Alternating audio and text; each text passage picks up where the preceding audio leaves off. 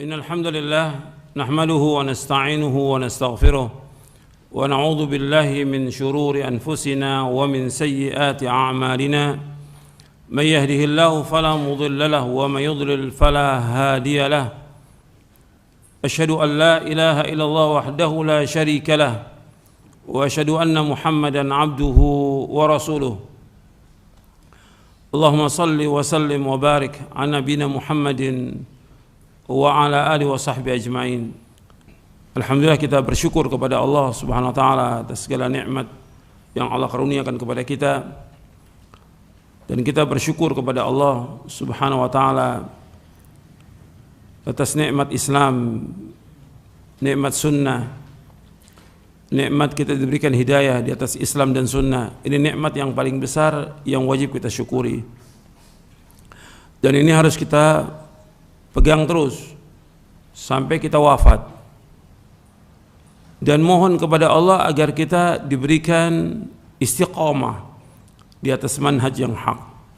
Karena bukan mustahil orang yang tadinya belajar, bahkan hafal Quran, hafal hadis, kemudian menjelang akhir hayatnya dia menyimpang dari kebenaran, atau terkena fitnah,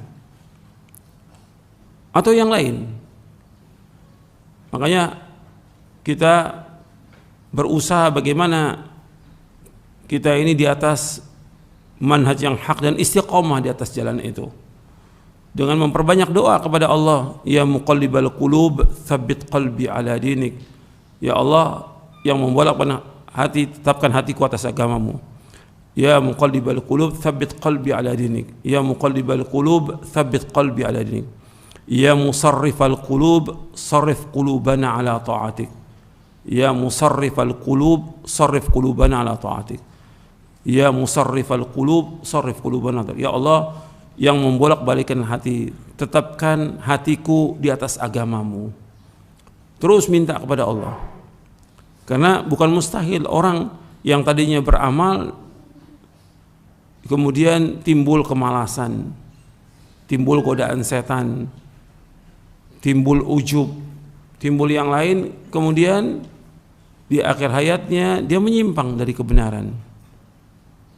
Dan Nabi menyebutkan seperti itu. Sebab amal itu bukan yang dilihat sekarang, bukan. Nabi bersabda SAW dalam hadis yang sahih yang diriwayatkan oleh Imam Bukhari, innamal a'malu bil khawatim. Sesungguhnya amal itu tergantung daripada akhirnya. Akhirnya. Jadi bagaimana akhir kehidupan seseorang menentukan orang itu di akhir kehidupannya. Jadi bukan kita lihat sekarang, tapi bagaimana dia tetap atau tidak dalam ketaatan. Makanya ketika dijelaskan tentang amal-amal soleh, tentang iman, tentang ilmu, tentang amal soleh, itu kita lakukan. Sekecil apapun amal itu, berusaha untuk kita lakukan, dan mohon kepada Allah setelah kita melakukannya agar amal itu diterima, dan minta kepada Allah agar diterima amal kita. Karena kita ingin amal-amal yang kita lakukan diterima oleh Allah dan menjadi pemberat timbangan kebaikan kita nanti pada hari kiamat. Jangan kita bangga dengan amal kita. Sebab Nabi bersabda dalam satu hadis yang sahih, Nabi bersabda, la ta'ajjabu bi'amali 'amilin hatta tanzuru bima yukhtamu lahu. Janganlah kalian, artinya bangga dengan amalnya seseorang sampai kalian lihat bagaimana akhir kehidupannya dia. Hadis ini sahih diriwayatkan oleh Imam At-Tabrani dalam Mu'jamul Kabir dari sahabat Abu Umamah, dan disahihkan oleh Syekh Al-Albani dalam silsilah hadits as-sahihah. Bahkan juga dalam riwayat Muslim dari sahabat Abu Hurairah, Nabi bersabda SAW, innar rajula la ya'malu zamana tawila bi'amali ahli jannati thumma yakhtimu lahu 'amaluhu bi'amali ahli an-nar wa innar rajula la ya'malu zamana tawila bi'amali ahli an-nar thumma yakhtimu lahu 'amaluhu bi'amali ahli al-jannah. Akhrajahu Muslim. Dari sahabat Abu Hurairah radhiyallahu anhu, ia berkata, telah bersabda Rasulullah SAW, Sesungguhnya ada seorang yang dia beramal di waktu yang sangat lama, zaman tawi, lama sekali.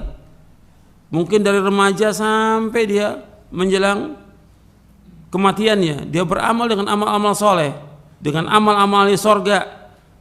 Kemudian ditutup amalnya dengan amal ahli neraka, yang dengan itu dia masuk neraka. Waliyatubillah. Dan sungguhnya ada seorang yang beramal lama sekali dengan amalnya ahli neraka. Apakah dia orang kafir atau dia orang yang berbuat dosa dan maksiat, kemudian tobat ya di akhir hayatnya. Tsumma yakhtimu lahu bi amalu bi ahli jannah. Kemudian ditutup amalnya dengan amal ahli sorga, yang dengan itu dia masuk sorga. Kalau yang kedua ini, yaitu orang yang beramal dengan amal yang sangat lama dengan amal ahli neraka.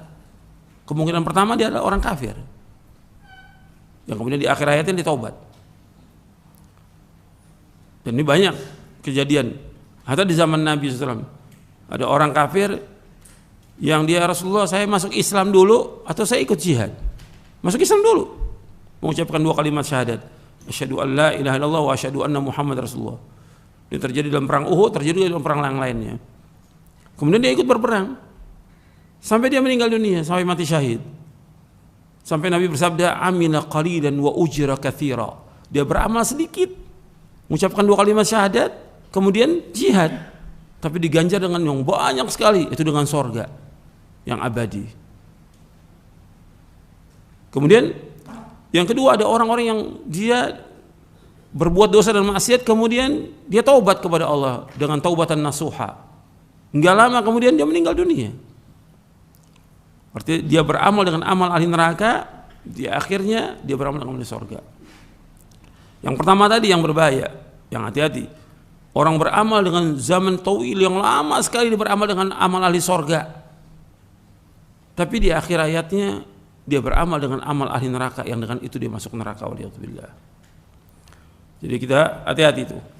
Di dalam riwayat Muslim disebutkan, innar rajula la ya'malu 'amal ahli jannah fima yabdu linnas. Jadi ada seorang yang dia beramal dengan amal ahli sorga dengan apa yang tampak bagi manusia. Kelihatannya dia beramal ahli sorga, tapi dia tidak jujur, dia tidak ikhlas dalam dia beramal, sehingga akhirnya wafatnya dalam keadaan su'ul khatimah. Di dalam bab al-wa'd wal wa'id di syarah Aqidah Ahlussunnah wal Jamaah, untuk bisa lihat yang kita wajib berhati-hati. Orang mukmin itu dia wajib berhati-hati antara khauf dan roja, antara takut dan harap. Orang beriman itu, jadi kalau dia beramal, dia mohon kepada Allah agar amalnya diterima. Di halaman 390, Ahlussunnah meyakini bahwa tidak ada seorang pun yang mengetahui tentang akhir dari kehidupan seorang hamba. Akan tetapi orang yang menampakkan kekufuran yang besar, maka orang tersebut akan dihukumi dengan apa yang ia lakukan dan diperlakukan sebagaimana bermuamalah dengan orang kafir. Rasulullah SAW bersabda tentang akhir kehidupan seseorang, innar rajula la ya'malu 'amala ahli jannah fima yabdu linnas wa huwa min ahli nar, wa innar rajula la ya'malu 'amala ahli nar fima yabdu linnas wa huwa min ahli jannah. Sesungguhnya seorang mengamalkan amalan ahli sorga menurut apa yang tampak bagi manusia, padahal ia termasuk ahli neraka. Dan seorang mengamalkan amalan ahli neraka menurut apa yang tampak bagi manusia, padahal ia termasuk ahli sorga. Hadis ini sahih, diriwayatkan oleh Imam Bukhari, Muslim dan Ahmad dari sahabat Sahal bin Sa'ad As-Sa'idi. Di sini ada kalimat fima yabdul nas, dengan apa yang tampak bagi manusia. Makanya perhatikan nih, ketika kita beramal, amal kita harus betul-betul jujur dan juga ikhlas karena Allah dalam kita beramal. Bukan karena riya, bukan karena pamer, bukan karena bangga, bukan karena ingin dipuji oleh manusia, bukan juga karena dunia, bukan. Tapi karena Allah. Bahwa ketika dia bukan karena Allah melakukannya, karena ingin disanjung dan dipuji oleh manusia, apakah dia sholat, apakah dia sedekah, apakah jadi imam, apakah dia berdakwah, atau dia melakukan amal-amal soleh yang lainnya. Kalau dia tidak jujur dan dia tidak ikhlas, ini yang kemudian nanti akan terus membuat dia tidak terima amalnya. Maka akhir kehidupannya jelek buat dia, su'ul khatimah. Maka harus kita terus berusaha bagaimana ikhlas, karena masalah hati ini masalah yang berat, bukan masalah kecil. Sampai dikatakan oleh Imam Sufyan Ats-Tsauri, "Ma'alajtu syai'an ashadda 'alayya min niyati." Tidak ada sesuatu yang paling berat atasku melainkan melawan niatku. Bagaimana niat kita ini ikhlas karena Allah. Dan kita jujur kepada Allah Taala dan jujur kepada manusia. Bahwa ada orang beramal dilihat manusia, dia sholat malam, dia beramal baik, dia berpuasa Senin Kemis atau yang lainnya, tapi bukan karena Allah. Orang lihatnya fima yabdulin nas, amalnya ahli sorga, apa aja perbuatannya. Fima yabdul, manusia tampak melihat, oh dia amalnya ahli sorga, tapi orang nggak tahu tentang hatinya dia, tentang niatnya dia, tentang kejujurannya, tentang keikhlasannya. Sehingga Nabi menyebutkan di sini, wa huwa min ahlin nar, dia termasuk penghuni neraka. Dan seorang yang dia beramal dengan ahli neraka, fima yabdulin nas, dengan apa yang tampak bagi manusia, kemudian dia diberikan hidayah oleh Allah, dia masuk Islam atau diberikan hidayah oleh Allah dia untuk bertaubat, sehingga dia termasuk min ahlil jannah. Karena Nabi bersabda SAW, innamal a'malu bil khawatim. Antum lihat di bawah hadisnya itu, innamal a'malu bil khawatim. Sesungguhnya amal-amal itu ditentukan berdasarkan akhirnya. Hadis ini riwayat Bukhari. Jadi amal itu tergantung daripada akhirnya. Dari sahabat Sa'al bin Sa'ad As-Sa'idi. Maka kita berusaha bagaimana amal ini ikhlas karena Allah dan terus istiqomah kita sampai di akhir hayat kita.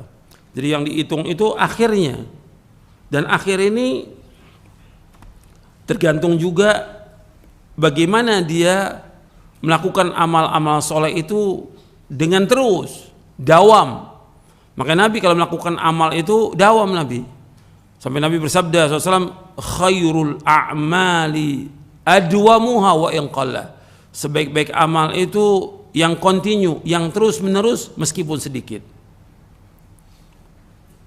Dan akhir kehidupan seorang ditentukan tentunya dari awalnya. Benarnya tidak benar atau tidak, dia jujur atau tidak, ikhlas atau tidak, terus itu menentukan sekali. Makanya dikatakan oleh Imam Ibn Rajab Al-Hambali dalam kitabnya Jami'ul Ulum wal Hikam bahwa al-khawatimu mirathu as-sawabiq. Al-khawatimu mirathu as-sawabiq. Bahwa akhir kehidupan seorang warisan dari yang sebelumnya. Bagaimana sebelumnya dia beramal benar atau tidak, jujur atau tidak, ikhlas atau tidak. Nah itulah akhirnya. Tapi kalau dia nggak jujur, dia nggak ikhlas, hanya ikut-ikutan orang banyak aja, kelihatan itu dari beramal. Jadi menentukan sekali itu amal itu bagaimana dia di awalnya. Makanya para ulama salaf itu ketika disebutkan tentang amal-amal yang lalu, tentang dosanya, takut dia. Takut diwafatkan dalam keadaan su'ul khatimah. Makanya mereka nggak mau disebutkan dulu kamu pernah berbuat ini. Makanya kita nggak boleh itu menceritakan perbuatan jelek kita kepada orang, nggak boleh. Tutup. Kalau kita pernah berbuat dosa, pernah berbuat maksiat, tutup dosa itu. Jangan ceritakan pada orang. Udah taubat ini, jangan cerita. Dulu saya ini begini, dulu saya begini. Jangan. Ulama salaf takutnya mati dalam keadaan seperti yang dulu yang dilakukan itu, sebelum dia bertaubat kepada Allah. Karena kita nggak tahu taubat kita diterima atau tidak oleh Allah Taala.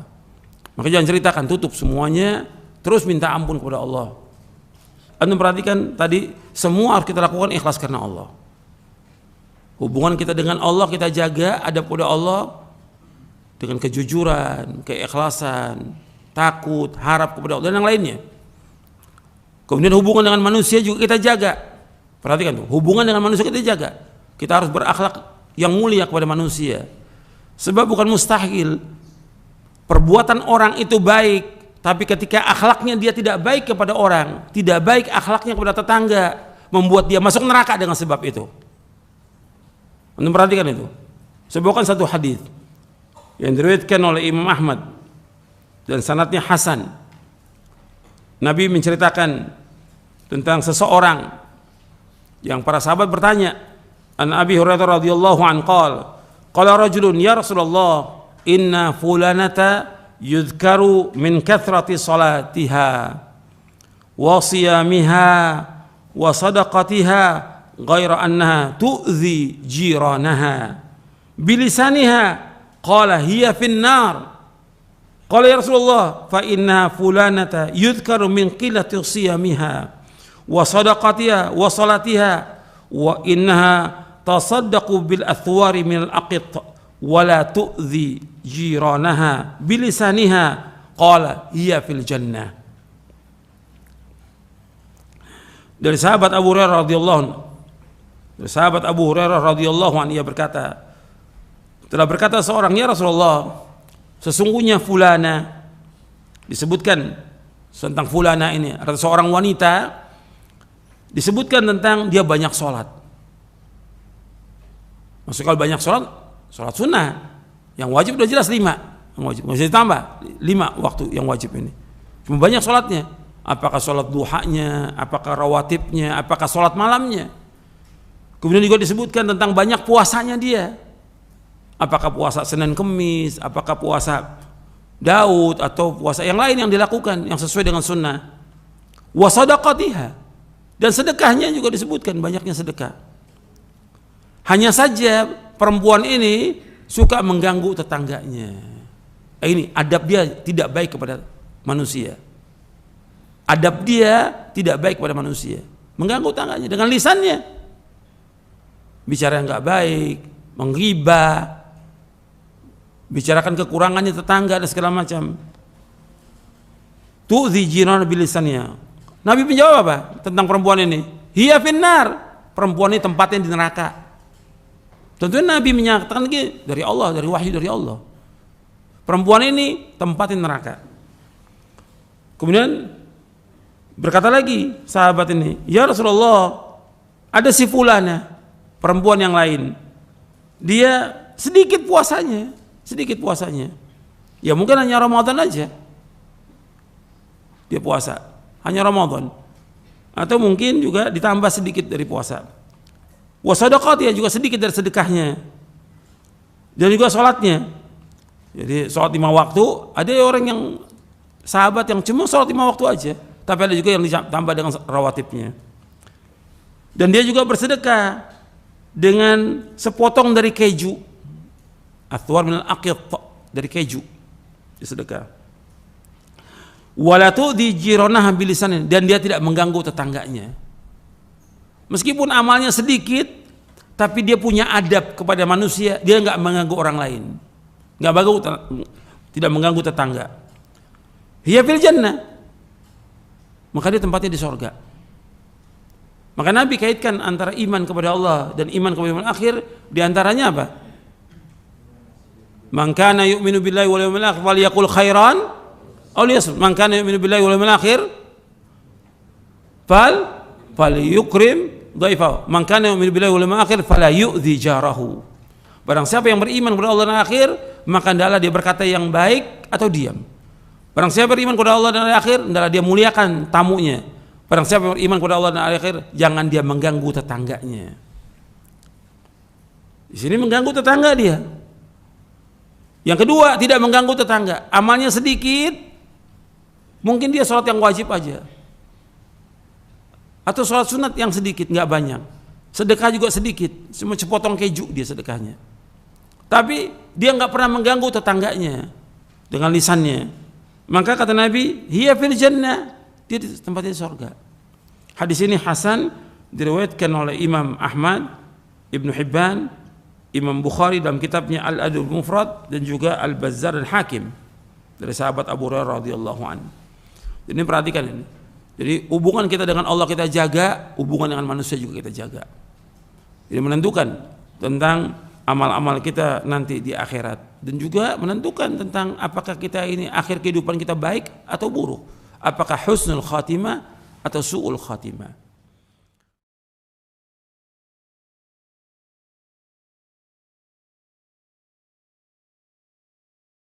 Kami akan bacakan terlebih dahulu dari pesan singkat dari Abdullah di Samarinda, Kalimantan Timur. Assalamualaikum Ustadz, amalan apa yang dapat menyelamatkan diri dari azab kubur dan agar bisa menjawab pertanyaan malaikat di alam barzah nanti? Silahkan Ustadz. Jadi pertanyaannya berkaitan dengan amal-amal apa saja yang dapat menyelamatkan seorang dari azab kubur. Yang pokok, yang pertama kali, yaitu mentauhidkan Allah. Itu yang harus diingat itu. Itu asas. Supaya orang selamat dari azab kubur, yang mentauhidkan Allah, menjauhkan segala macam perbuatan syirik. Dan ini terus, setiap kita menyebutkan tentang amalan atau keutamaan amalan, yang paling pertama kita sebutkan tauhid, tauhid dan tauhid.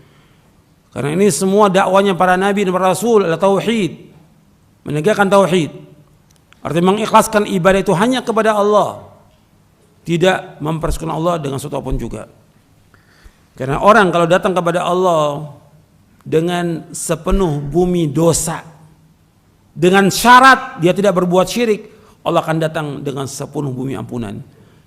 Ya ibna Adam, lau ataitani bi qurabil ardi khataya thumma laqitani la tusyriku bi syai'an la ataituka bi qurabiha maghfuratan. Wahai anak Adam, seandainya engkau datang kepadaku dengan sepenuh bumi dosa, dengan syarat tidak berbuat syirik kepadaku, tidak berbuat syirik, tidak menyekutukan Allah dengan sesuatu juga, maka aku akan datang kepadamu dengan sepenuh bumi ampunan. Jadi harus tegakkan tauhid. Tauhid ini penting, menjauhkan segala macam perbuatan syirik.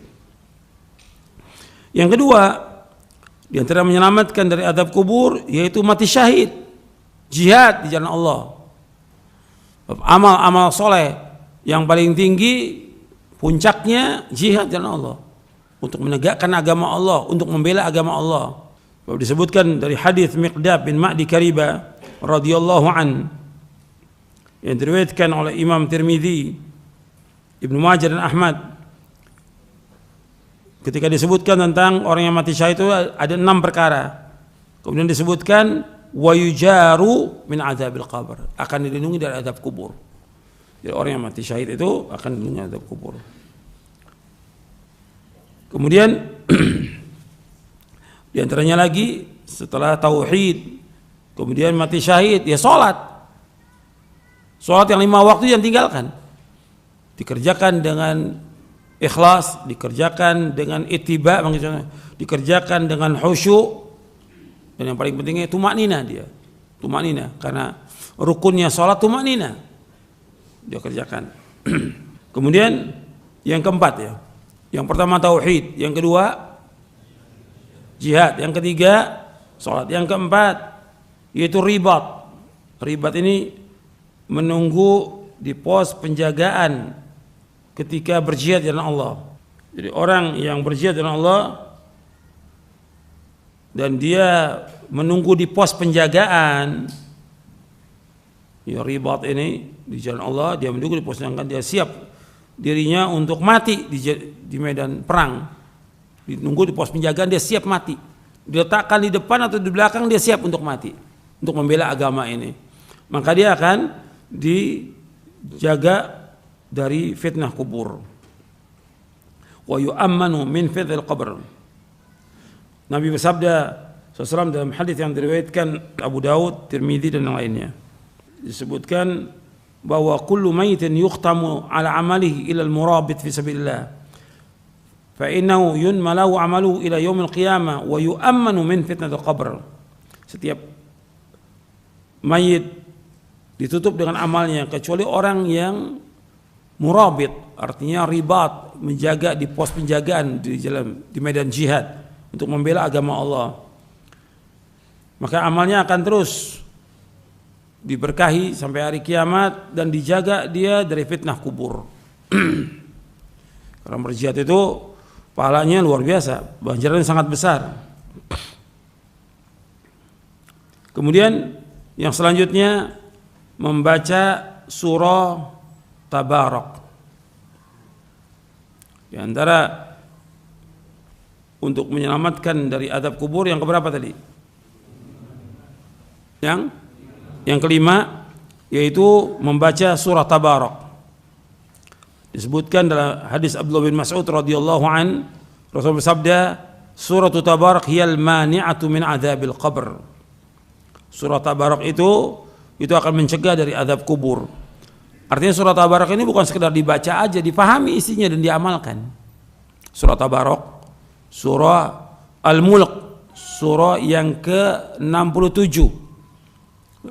Surah Tabarak, surah Al-Mulk itu mencegah dari azab kubur. Diriwayatkan oleh Abu Syekh dalam Tabaqat Al-Sabaniyin, disahihkan oleh Syekh Albani dalam silsilah Ahadits As-Sahihah di juz yang ketiga dan juga dalam Sahih Jami' Shaghir. Kemudian di antara yang lagi menyelamatkan dari azab kubur sesuai dengan yang tadi hadisnya yang berkaitan dengan azab di syarah akidah, yaitu membersihkan diri dari kencing.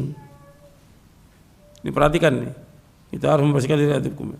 Karena Nabi menyebutkan dalam hadis, kata Nabi SAW, istanzihu minal baul fa inna ammata adzabil qabri minhu. Bersihkan diri kalian dari kencing karena sungguhnya umumnya azab kubur dengan sebab kencing. Maka kita harus bersihkan diri kencing. Betul-betul bersih kita ketika kita istinja. Dan juga hati-hati tuh kepada kencing anak-anak antum itu, hati-hati, jangan sembarangan. Azab kubur dengan sebab kencing, hati-hati itu. Bersihkan kencing itu, hati-hati.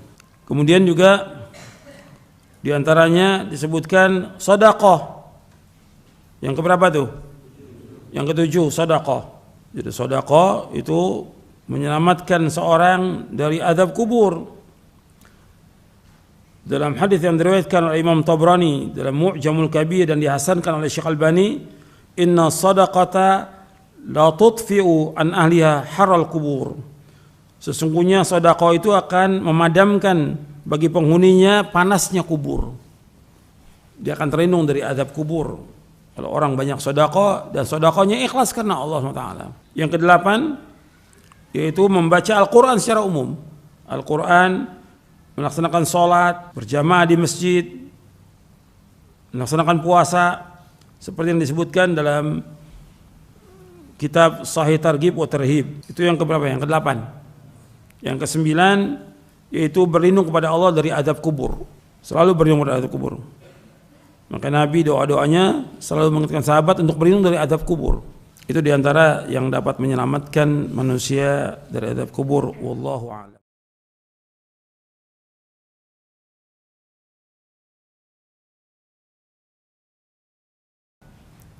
Tentang masalah kematian ini, seperti yang sudah saya jelaskan, merupakan satu kepastian.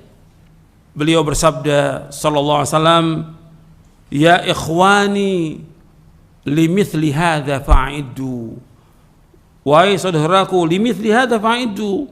Yang seperti inilah hendaknya kalian mempersiapkan diri. Hadis ini hasan, diriwayatkan oleh Imam Ibnu Majah dan lainnya, dihasankan oleh Syekh Al-Albani dalam silsilah hadis as-sahihah. Jadi Nabi SAW mengatakan, wahai saudara-saudaraku, yang seperti ini kalian mempersiapkan diri. Artinya kita semua pasti akan mati. Kullu nafsin dha'iqatul maut. Setiap jiwa pasti akan mati. Dan kita akan pasti memasuki alam barzakh. Kita pasti masuk di yang kubur. Dan kita akan ditanya tentang apa yang kita lakukan. Di antara pertanyaan yang ditanyakan, tiga. Yang pertama, Rabbuka, man Rabbuka, siapa Rabbmu? Yang kedua, ma dinuka, apa agama? Yang ketiga, man nabiyuka, siapa nabimu? Ini pertanyaan. Dan orang diuji, difitnah, ditanya tentang Nabi Muhammad. Makanya Nabi bersabda dalam hadis yang sahih, kata Nabi SAW dalam hadis yang hasan yang diriwayatkan oleh Imam Ahmad dalam musnadnya, kata Nabi, wa amma fitnatul qabri fabi tuftanun wa anni tus'alun. Ini hadisnya panjang. Saya ambil pertengahannya aja. Wa amma fitnatul qabri, Adapun tentang fitnah kubur, fabi tuftanun, dengan aku kalian akan difitnah. Maksudnya wa'an itu selalu akan ditanya. Fitnah kubur itu artinya pertanyaan di kubur itu. Fitnah kubur, pertanyaan di kubur. Kalian akan ditanya tentang aku. Artinya bisa nggak orang itu menjawab pertanyaan? Tentunya bisa menjawab ketika dia di dunia ini mengikuti Rasulullah SAW. Bukan sekedar pujian, menyanjung. Kalau mencintai, jelas wajib mencintai Nabi Muhammad SAW. Orang nggak beriman kalau nggak mencintai Nabi Muhammad. Orang tidak dikatakan beriman kalau dia tidak mencintai Nabi Muhammad SAW. Kata Nabi, la yu'minu ahadukum hatta akuna ahabba ilaihi min walidihi wa waladi wan nasi ajma'in. Tidak beriman seorang dari kamu sehingga aku lebih dicintai daripada bapaknya, anaknya, dan seluruh manusia. Artinya Rasulullah SAW wajib kita cintai dari semua yang ada di muka bumi ini. Lebih dari bapak kita, lebih dari istri kita, lebih dari anak kita, lebih dari semua manusia. Wajib mencintai Rasulullah SAW. Hadis yang sahih riwayat Imam Bukhari, Muslim dan yang lain dari sahabat Anas bin Malik dan yang lainnya. Wajib. Tapi mencintai Rasulullah dengan melaksanakan syariatnya, melaksanakan sunnahnya. Wajib mencintai Rasulullah dengan melaksanakan syariatnya, melaksanakan sunnahnya. Bukan dengan berbuat bid'ah, bukan. Bukan dengan berbuat bid'ah. Bukan dengan melanggar syariatnya, bukan. Wajib mengikuti beliau. Karena dari manusia di muka bumi ini satu orang saja yang wajib kita ikuti, yaitu Rasulullah SAW. Bukan ustadz, bukan masyayikh, bukan ulama, bukan imam. Rasulullah yang wajib kita ikuti. Makanya Allah menyebutkan demikian dalam surah apa? Surah Ali Imran ayat 31. Qul in kuntum tuhibbunallaha fattabi'uni yuhibbukumullah wa yaghfir lakum dzunubakum wallahu ghafurur rahim. Katakanlah seandainya kalian itu cinta kepada Allah, ikuti aku. Ikuti aku, ikuti Nabi Muhammad SAW. Insya Allah akan cinta kepada kalian. Allah akan mengampuni dosa kalian dan Allah Maha Pengampun dan Allah Maha Penyayang. Jadi wajib kita untuk ittiba kepada Rasulullah sallallahu alaihi wasallam, mentaati perintahnya, menjauhkan larangannya, membenarkan semua yang beliau sampaikan. Kita wajib untuk beribadah menurut apa yang beliau syariatkan. Kemudian kita memperbanyak salawat kepada beliau sesuai dengan sunnah yang beliau ajarkan. Baru dia akan bisa menjawab ketika di liang kubur itu. Kalau dia dalam hidupnya mengikuti sunnah, insya Allah dia akan bisa menjawab ketika ditanya oleh dua malaikat Munkar dan Nakir. Dan ikhwan fiddin, azakumullah, orang ketika masuk ke liang kubur ini menentukan untuk masa selanjutnya nanti di hari kiamat. Kalau seandainya dia itu bisa menjawab dan baik, nanti hisabnya mudah di hari kiamat nanti. Tapi ketika dia nggak bisa menjawab, dia disiksa di akhirat, lebih berat lagi siksanya. Nabi menyebutkan di dalam hadis yang sahih yang diriwayatkan oleh Imam Tirmidzi, Ibnu Majah dan Hakim, Nabi bersabda SAW dari sahabat Utsman bin Affan radhiyallahu anhu, ia berkata, telah bersabda Rasulullah SAW, innal qabra awalu manazil al-akhirah fa in naja minhu fama ba'dahu aisar minhu wa illam yanju minhu fama ba'dahu ashaddu min. Qala Rasulullah ma ra'aitu manzaran qat illa wal qabru afdha'u min. Nabi bersabda SAW, sesungguhnya kubur merupakan tempat pertama dari tempat-tempat akhirat. Maka jika seorang selamat darinya, dari azab dan siksa kubur, niscaya yang sesudahnya lebih mudah darinya. Jika dia tidak selamat di kubur, disiksa di kuburnya, maka yang sesudahnya lebih susah lagi darinya. Utsman bin Affan radhiyallahu anhu berkata, Rasulullah SAW bersabda, belum pernah aku melihat sebuah pemandangan yang sangat menakutkan di dunia ini, melainkan kubur lebih menakutkan dari lagi. Artinya kalau ada pemandangan yang pernah kita lihat menakutkan, kubur itu lebih menakutkan lagi, menyeramkan kubur itu. Dalam artian mengerikan. Dalam artian kubur itu mengerikan. Kalau orang udah masuk ke liang kubur dalam barzah, dia sendirian, nggak bisa ditemani oleh siapapun juga, kecuali oleh amalnya.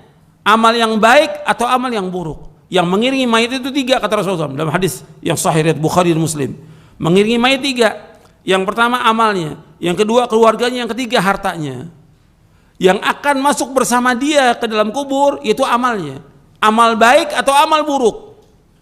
Adapun keluarganya, adapun hartanya akan pulang. Bukan milik dia lagi. Makanya kadang-kadang manusia ini dia sibuk dengan hartanya. Ini milik saya, harta. Milik dia itu yang dia sedekahkan, yang dia infakkan. Adapun yang dia simpan dari harta yang sekian banyak bukan milik dia lagi. Kan Nabi bersabda SAW di dalam hadis yang sahih yang diriwayatkan oleh Imam Muslim, ketika Nabi SAW menyebutkan ayat alhaakumut takatsur, berbanyak-banyak mengumpulkan harta dan juga bermegah-megah telah melalaikan kalian, dalam surat At-Takatsur. Rasul kemudian bersabda SAW, setelah bacakan ayat ini, Nabi bersabda SAW, yaqulu ibnu adam mali mali wa halaka ya ibnu adam min malika illa ma akalta fa afnaita aw labista fa ablaita aw tasaddaqta fa amdaita. Anak Adam berkata, hartaku, hartaku. Wahai anak Adam, bukanlah harta yang engkau miliki itu tidak lain melainkan apa yang engkau telah makan lalu habis, atau yang engkau kenakan dari pakaian yang kita pakai semua ini, itu akan usang, atau apa yang engkau sedekahkan, nah itu yang akan bersamamu, itu yang akan terus mengalir yang engkau sedekahkan. Hadis ini sahih, diriwayatkan oleh Imam Muslim. Dalam riwayat yang lain dari Imam Muslim juga disebutkan, yaqulul abdu mali mali innama lahu min mali thalathun ma akala fa afna aw labisa fa abla aw a'ta faqtana wa ma siwa dzalika fa huwa dhahibun wa tarikuhu linnas. Seorang hamba berkata, hartaku, hartaku, sesungguhnya ia hanya memiliki 3 hal dari hartanya, apa yang telah ia makan lalu habis, atau apa yang dia kenakan lalu usang, atau apa yang dia berikan lalu ia simpan untuk akhiratnya. Adapun selain itu maka akan pergi dan ditinggalkan untuk orang lain. Dari rumahnya, dari mobilnya, dari tanahnya, dari perhiasannya, dari apa yang dimiliki semuanya, ketika dia mati nggak bisa dibawa, bukan milik dia lagi, milik ahli waris. Makanya semua orang mesti hartanya itu mesti yang dia paling cintai. Harta itu mesti dia paling cintai. Tapi Nabi memberikan penjelasan, harta yang dia miliki yang sebenarnya itu yang mana? Yang sekarang atau yang dia sedekahkan? Yang mana? Yang disedekahkan. Nabi pernah bertanya kepada para sahabat radhiyallahu anhum, ayyukum malu warithi ahabbu ilaihi min malihi? Qalu ya Rasulullah, ma minna ahadun illa maluhu ahabbu ilaihi. Qala fa inna malahu ma qaddama wa mala warithi ma akhara. Kata Nabi SAW, siapakah di antara kalian yang lebih mencintai harta ahli warisnya daripada mencintai hartanya sendiri? Mereka menjawab, ya Rasulullah, tidak ada seorang pun di antara kami yang akan lebih mencintai hartanya sendiri. Lalu beliau bersabda SAW, sesungguhnya hartanya sendiri yang dia miliki itu apa yang dia telah pergunakan. Maksudnya apa yang dia sedekahkan. Hartanya dia yang dia cintai itu harta yang dia sedekahkan, itu hartanya dia. Adapun harta ahli warisnya yaitu apa yang ditinggalkan. Di sini sahih diriwayatkan oleh Imam Bukhari. Jadi di sini anjuran untuk apa? Untuk banyak bersedekah. Banyak bersedekah. Dan Al-Qur'an juga menyebutkan demikian seperti yang sudah saya sampaikan pada pekan yang lalu. Perbanyak sedekah, perbanyak sedekah. Karena kalau sudah datang ajal nggak bisa lagi. Cuma orang kemudian mengatakan apa? Saya ingin bersedekah, saya ingin melakukan amal soleh, nggak ada manfaatnya. Masih ingat kajian pekan yang lalu? Surah apa itu? Saya bawakan 2 surah.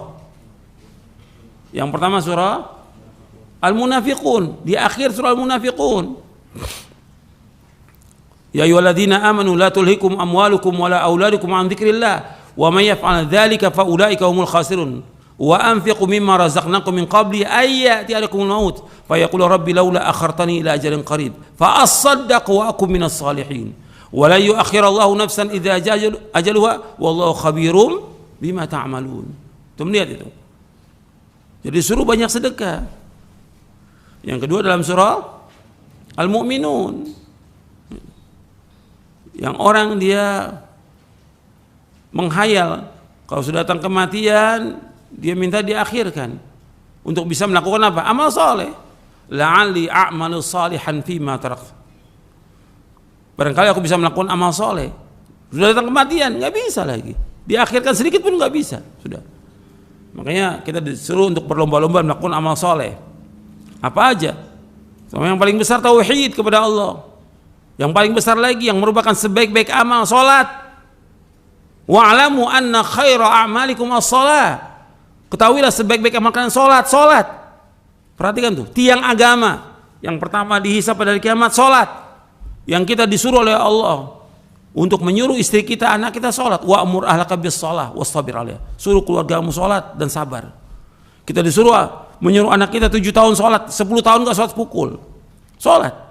Untuk laki-laki salat ini di masjid. Bukan di rumah laki-laki. Di masjid. Kemudian safnya harus rapat. Di masjid. Ini amal yang paling utama. Setelah itu baru yang lain. Yang lain. Amal-amal soleh yang lain yang harus kita lakukan.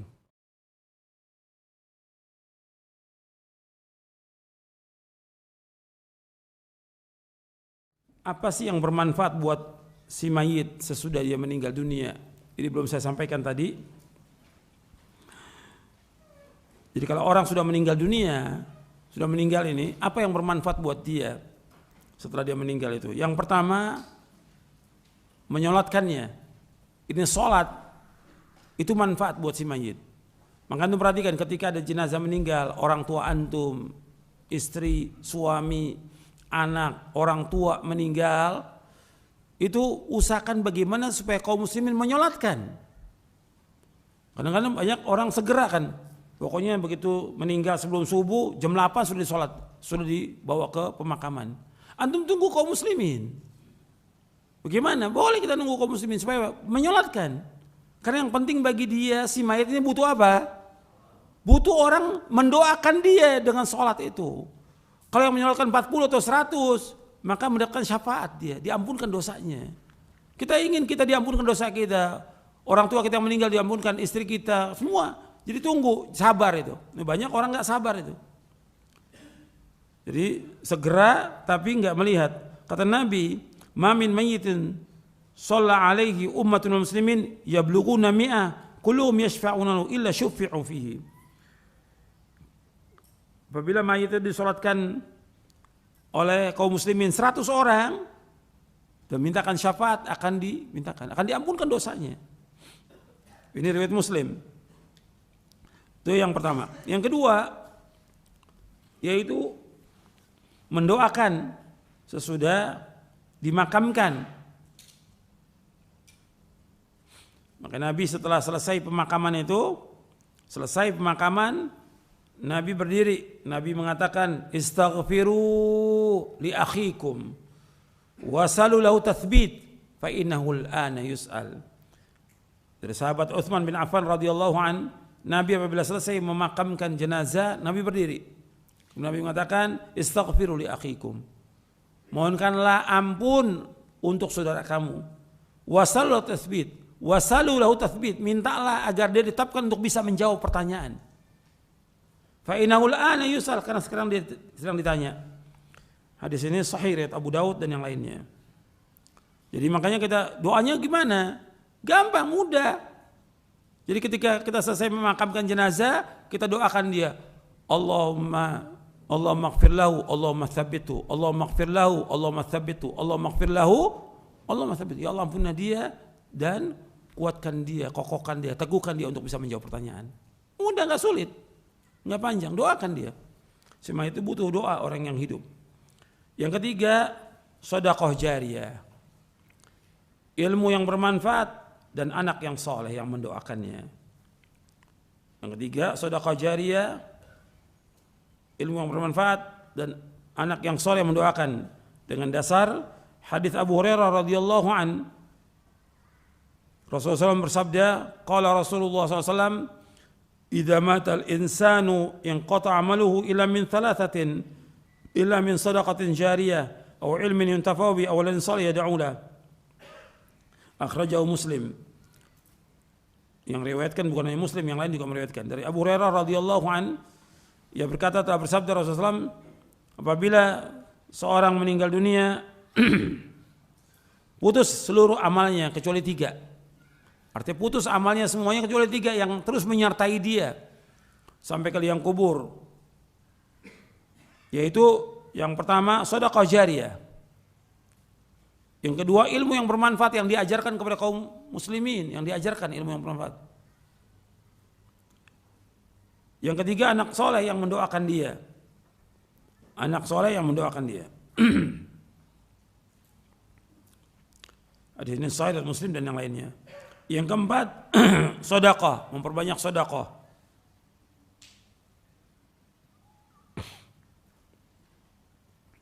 Jadi ada seorang, kata Aisyah radhiyallahu anha, ada seorang bertanya, Rasulullah, sesungguhnya ibuku mati dengan mendadak.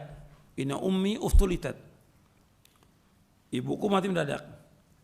Wa araha law takallamat tasaddaqat. Aku melihat atau aku menyangka wa ura, kalau dia berbicara, kalau bisa berbicara itu dia akan sedekah. Apa tasaddaqu anha? Boleh enggak aku sebagai anaknya sedekah buat orang tua aku? Kata Nabi, "Na'am." Tasaddaq anha. Sedekahkan buat dia. Ini hadis riwayat Bukhari Muslim. Artinya sedekah dari seorang anak untuk orang tuanya sampai. Itu yang disebutkan oleh Syekh Al-Albani dalam kitabnya Ahkamul Janaiz. Kemudian yang kelima yaitu doa dan istighfar dari kaum muslimin. Doa dan mintakan ampun dari kaum muslimin. Jadi kalau doa, istighfar dari kaum muslimin itu sampai kepada si mayit. Seperti kita menyolatkan atau mendoakan sewaktu-waktu kita doakan kaum muslimin. Seperti Allah menyebutkan tentang para sahabat, kita harus mendoakan mereka. Walladzina ja'u min ba'di yaquluna rabbana ighfir lana wa li ikhwanina alladzina sabaquna bil iman. Wala taj'al fi qulubina ghillal ladzina amanu rabbana innaka ra'ufur rahim. Dan orang-orang yang datang sesudah mereka mengucapkan wahai Rabb kami, ampunilah dosa kami dan saudara kami yang lebih dahulu beriman. Jangan kau jadikan dalam hati kami rasa dengki kepada mereka. Wahai Rabb kami, sungguhnya Engkau pengasih dan penyayang. Kemudian yang ke-6 yaitu ribat, yaitu jihad di jalan Allah. Menunggu di pos penjagaan. Itu hadisnya riwayat Abu Daud, Tirmidzi dan yang lainnya. Itu diantara yang bermanfaat buat si mayit sesudah wafatnya. Wallahu a'lam. Mudah-mudahan bermanfaat. Wassallallahu nabiyana Muhammadin sallallahu alaihi wa ala alihi wasallam.